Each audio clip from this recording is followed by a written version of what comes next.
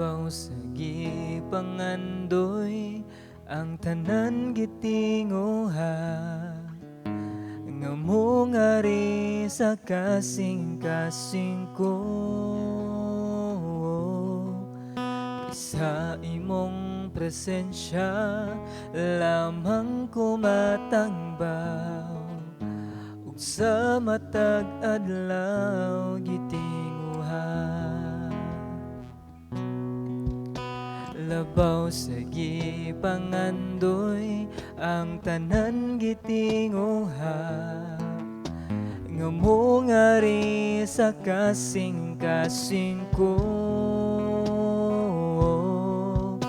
Kaysa imong presensya lamang ko matangbaw, ug sa matag adlaw gitinguha sa presensya mo. Sa presensya mo may kaayuhan,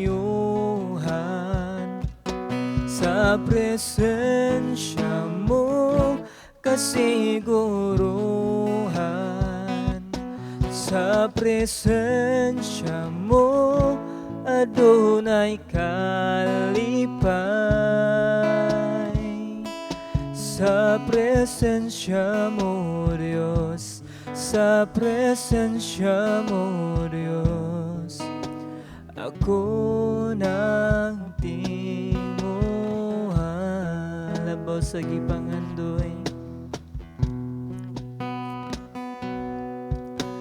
labaw sa gipangandoy ang tanan gitinguha, nga mo ngari sa kasing-kasing ko. Kaysa imong presensya lamang ko matangbaw, ug sa matag adlaw gitinguha. Sa presensya mo may kaayuhan, sa presensya mo kasiguruhan, sa presensya mo adunay kalipay. Sa presensya mo Diyos, sa presensya mo Diyos, ako nagtinguha.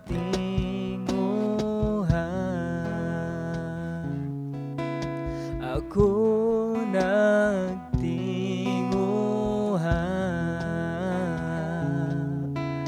Ako nagtinguha.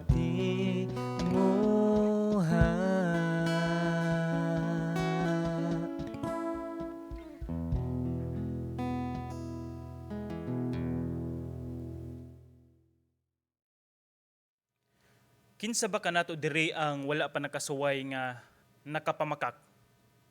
O di ba ka kinsa man sa ato diri ang wala pa nakasuway nga nakapangilad or nakapatikas or nanikas?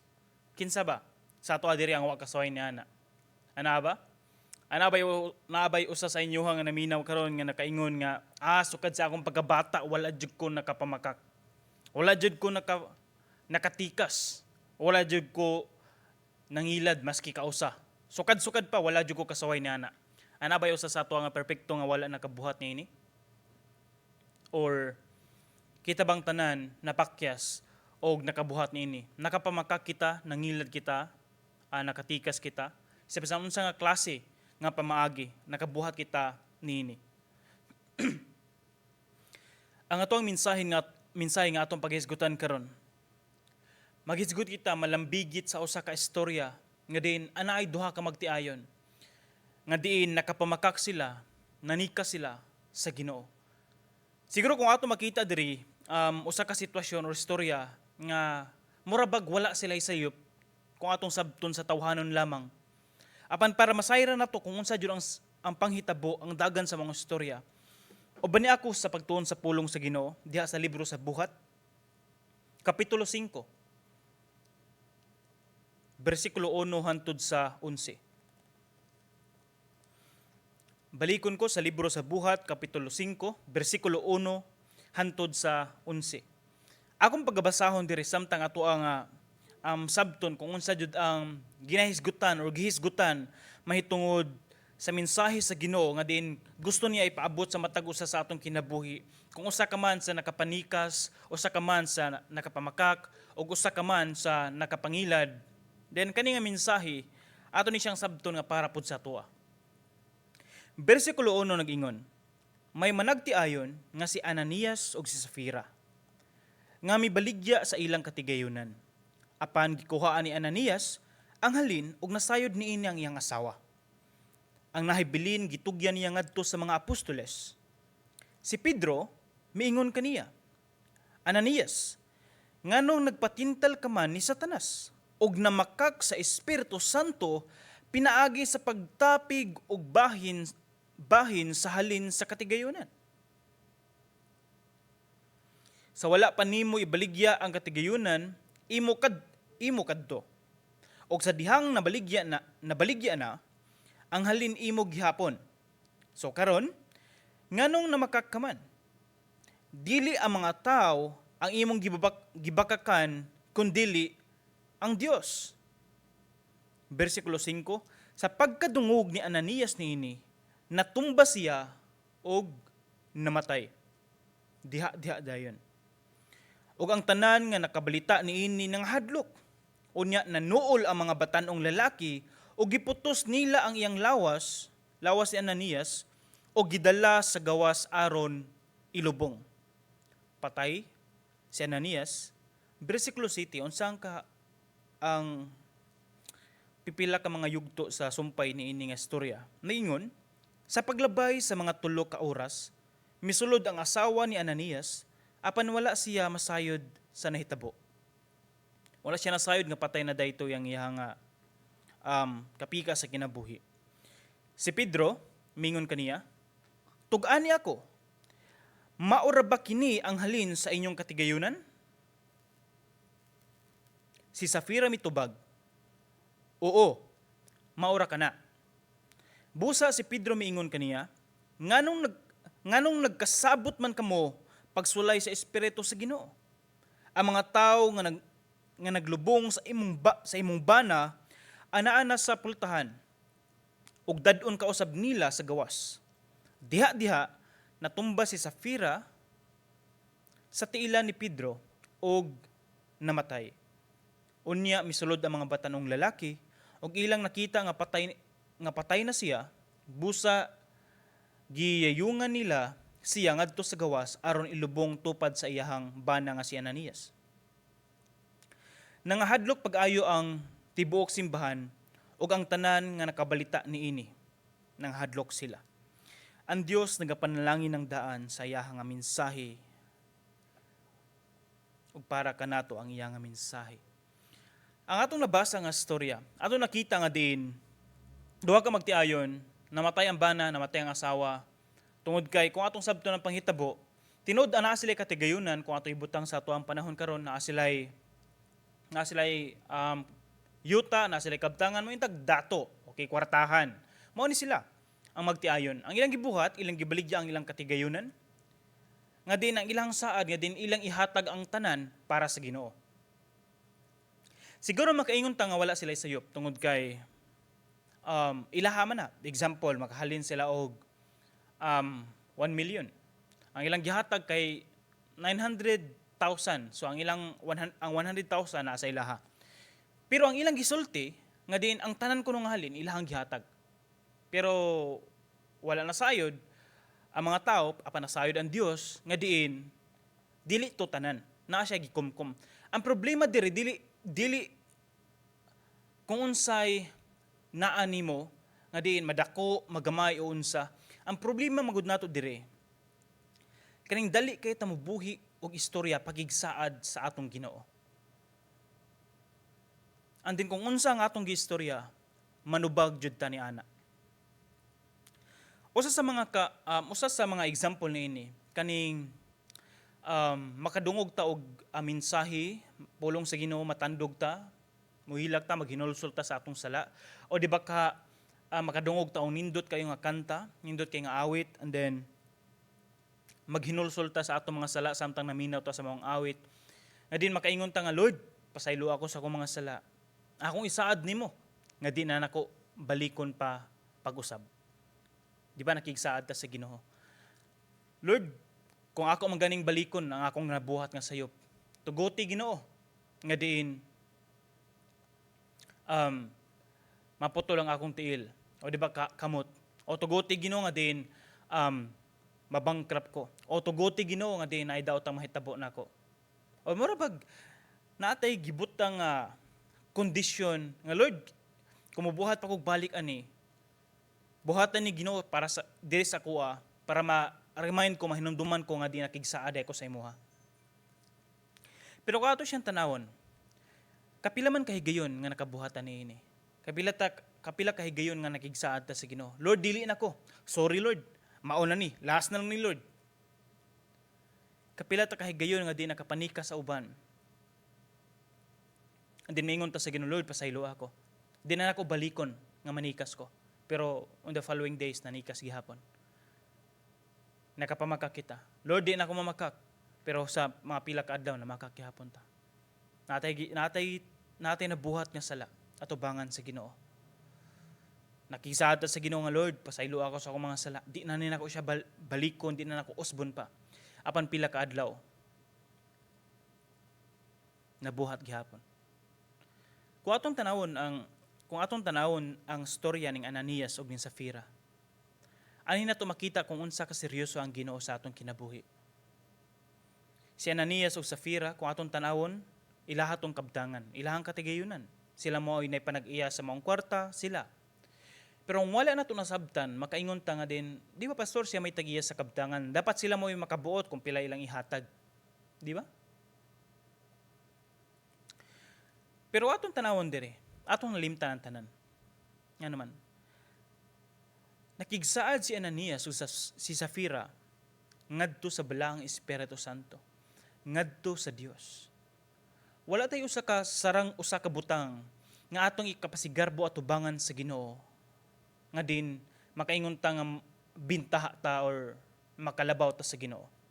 O murag makig-equal ta sa Ginoo in terms nga pabor kita. Do dili ingon ana. Kinsa man ni ang ilang gipasig sa aran? Kinsa man ni siya? Kinsa man ni ang balaang espiritu? Kinsa man ni siya ang Dios? Ang Dios may tag-iya sa kinabuhi ni Ananias ug ni Safira. Siya ang tag-iya sa tanang kabtangan ni Ananias ug si Safira. Siya ang nagkupot sa kinabuhi nila. Siya ang nasayod sa kaugmaon nila. Siya ang nagkupot sa kinatibuk-an nga naa nila. Nibisan sa ato karong panahon. Nibisan sa ato karon adlaw karon taknaa. Ang Dios nga naa si munahuna, ang Dios nga imong gialagaran, ang Dios nga diin imong gisimba. Sama maora po ni siya ang Dios nga din ato nakita diri nga nihatag og hukom kang Ananias ug ni Safira. Kung nakabuhat ka man nga di nakapamakak ka. Nakabuhat ka man og saad sa Ginoo tapos wa nimo natuman. Nakabuhat ka pon kag sala. Nakabuhat man ka, napakyas man ka sa kapilang higayon at tubangan sa Ginoo. Tapos nakita nimo karon nga buhi pa ka. Kanang imong nadawat karon, kanang atong nadawat karon, mao ni siya ang grasya nga gikan sa Ginoo. Gusto na ko ipaabot sa matag usa sa atong kinabuhi. Matag adlaw, matag oras, matag minuto nga din buhi pa kita. Kana siya paglugway sa atong kinabuhi, pagpakita nga din ang Dios na higugma sa imuha. Ang Dios nag-extend sa iyang grasya, dakong grasya para sa tuwa. Ang Dios kanunay naghahatag og tumong ngano nabuhi pa kita karong panahona, karong minutuha, karong orasa. Naay plano, naay dakong tumong ang Dios sa tuwa. Ngano atong gamiton ang atong kinabuhi dili sa pagpamakak, atong gamiton ang atong kinabuhi dili sa pagpanikas, atong gamiton ang atong kinabuhi dili sa pagpatakag buhat og saad, atong gamiton ang atong kinabuhi para sa Ginoo. So mao na nga diin magmatngon kita, hilabi na if natay mga saad nga atong gibuhian diha sa Ginoo. Tungod kay ang Dios maningil gayud nato. Pwede ta makapangayog pasaylo sa Ginoo, tapos mangayo tagtabang sa Ginoo. Mga itagtabang sa Ginoo nga dili nato makaya, nga din ato masagubang kini nga mga hagit sa kinabuhi, kaning mga butanga kung dili ta ubanan sa Ginoo. Muna mangayo tagtabang sa Ginoo. So sa atong nakita ani nga panghitabo, si Ananias o si Safira namatay sila. Balikon ko, dili tungod kay unsa kinsa sila. Walay problema kumuhatag sila og 70%. Walay problema if ilang ihatag 10%. Walay problema if ilang ihatag sa tanan halin sa ilang kabtangan katunga lang 1/4 lang or 90%. Wala nay problema tubangan sa Ginoo. Ang nahimong problema diri tungod kay nibuhi silang istorya nga mao ni ang ilang ihatag tanan apan wala gayud nila natuman. Ang bana o ang asawa nasayod silang duha na nakigsaad sila sa Ginoo. Dili ningon nga unconscious sila nga wa sila kabalo silang nabuhat. Kabalo sila sa ilang gibuhat nga sayop. Kabalo sila nga sayop ang ilahang gibuhat nga mga desisyon. Kabalo sila ni ana. Ni misa ng asawa nasayod siya. Namatay si Ananias, nisulod ang asawa, nasayod siyang daan nga namakaksiya. Apan nangutana si Pedro unsa may gingon, "O mauna na tanan ang halin, pero unsa may ato nakita?" Gikuhaan day nila. Unsa may ato makuha nga implikasyon ni ini nga mensahe. Una ato makita nga diin, please lang, di nato ibutang sa tunahuna nga din ang Ginoo nagkinahanglan kwarta. Di na siya mahitabo. Di maabot sa tunahuna nga din ang Ginoo nagkinahanglan og kwarta nato, nga din mangayo ang Ginoo sa atong salapi, mangayo ang Ginoo sa atong kabtangan. Una sa tanan, ang Ginoo mo'y tagiya sa tanan. Panduha, ang Ginoo mo'y tagiya sa atong kinabuhi. Pantulo, ang Ginoo mo'y nasayod sa mga panghitabo. Sayod siya unsay mahitabo karon hangtod sa katapusan. Ang Dios nasayod niining tanan.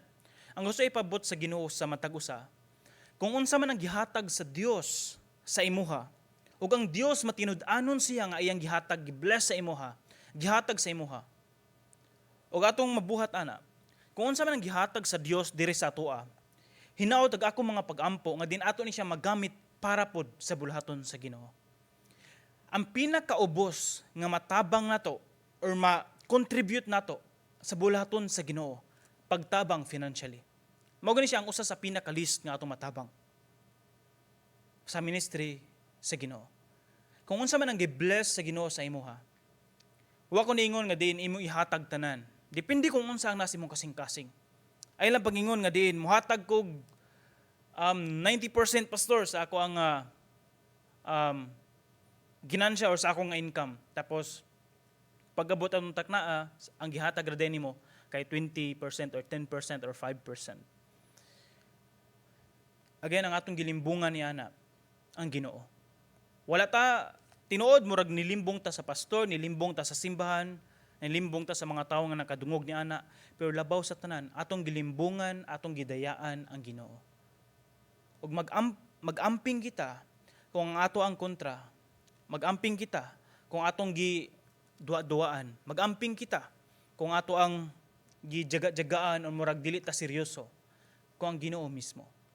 Tod kay ang Ginoo na siya gahom sa paghukom, na siya gahom sa pagkuha tanan, na siya gahom sa pag-bless kanimo, na siya gahom kung kwaon pod niya ang tanan. Na siya katungod niya ana tungod kay siya ang panag-iya sa tanan. So unsa man ang lesson, unsa man ang aplikasyon nga makuha nato niini nga mensahe karon. Siyempre di kita mo ingon nga diin so pastor dili lang kumuhatag para kay mahadlok mabud ko nga batuyon ko sa Ginoo. I mean, unsa man nasa imong kasing-kasing. So ang lesson na to una, naon ni siya. Kung makigsaad ta sa Ginoo, ato ni siyang barugan, nga gikan sa atong kasing-kasing. Nga marabag mo ingon ta nga, Lord,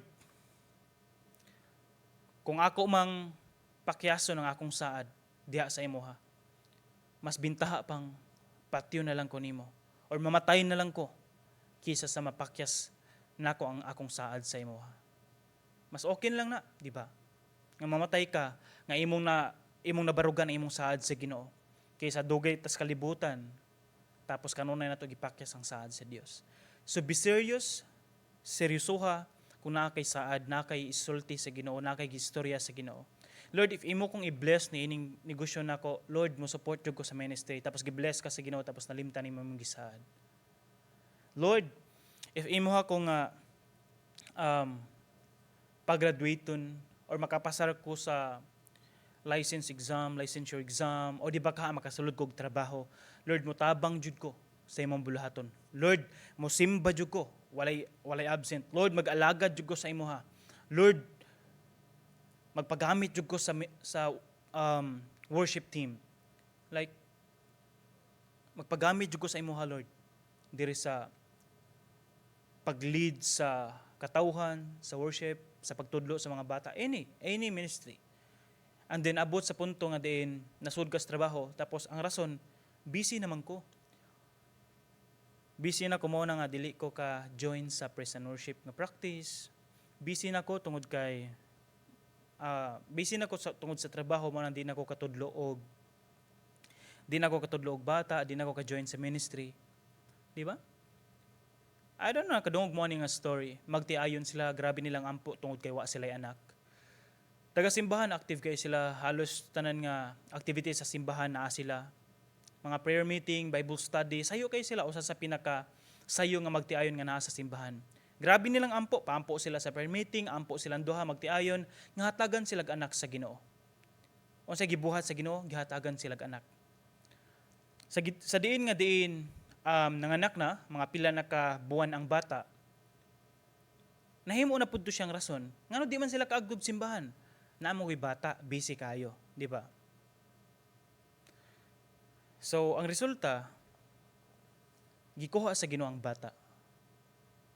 Kang magtiayon, ibalik sa simbahan. Nagpaampo na pod.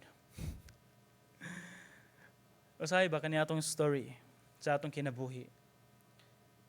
Dali kay nato malimtan ang atong gisaad sa Ginoo sa panahon nga atong nakuha kung unsay gusto nato. Hinawat sa mensahe nga atong nadungog karon. Panduha nga din atong makuha nga aplikasyon. Gamito nato ang atong kinabuhi para sa pag-alagad sa Ginoo. Kini, atong gamito ang atong kinabuhi para sa kahimayaan sa Ginoo. Pantulo. Either naa ka sa trabaho, naa ka sa balay, personal nimo nga experience, or diha sa Ginoo. Likay ang pagbuhat og istorya kani nga nangilad ta, panduha nga dali kay ta mabuhi og istorya or saad sa atong isig ka tawo. Ato ni siyang likayan. Like usa sa pinaka-common nga, I don't know, nahabit na siguro sa mga tao kaning moingon nga kaning asa naman ka? Padulong nako. Pero mao pa day pagmata, di ba? Mao pa pagmata sa bed, wala pa ka pang hilamos. Pero iyang gitubag padulong daw siya. Dali na magsugod ang prayer meeting, asa naman ka? Paabot sa kadali tungod kay nag-ilis pa ko. Pero wag gito nag-ilis. Mao pa jud pagmata. Usay daghan kitag mga storya no nga murag pahatag og assurance sa ubang tao as if ingon ana na mauna niya ang hitabo, pero dili di ay. So be careful sa pakigsaad sa atong mga isig ka magtotoo hilabi na ngadto sa Ginoo. Og again, dili batasan sa Kristohanon ang mangingilad. Atong hinumduman nga diin Kristohanon kita, ang atong ginasulti sa mga tao mahitungod sa kamatuoran.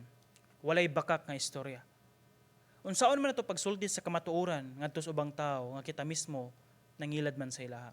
So bisan unsa man ang imong gibuhat karon, estudyante ka man, ayaw pangilad. Ayaw pang cheat. Pagtuon, pangayutabang sa Ginoo.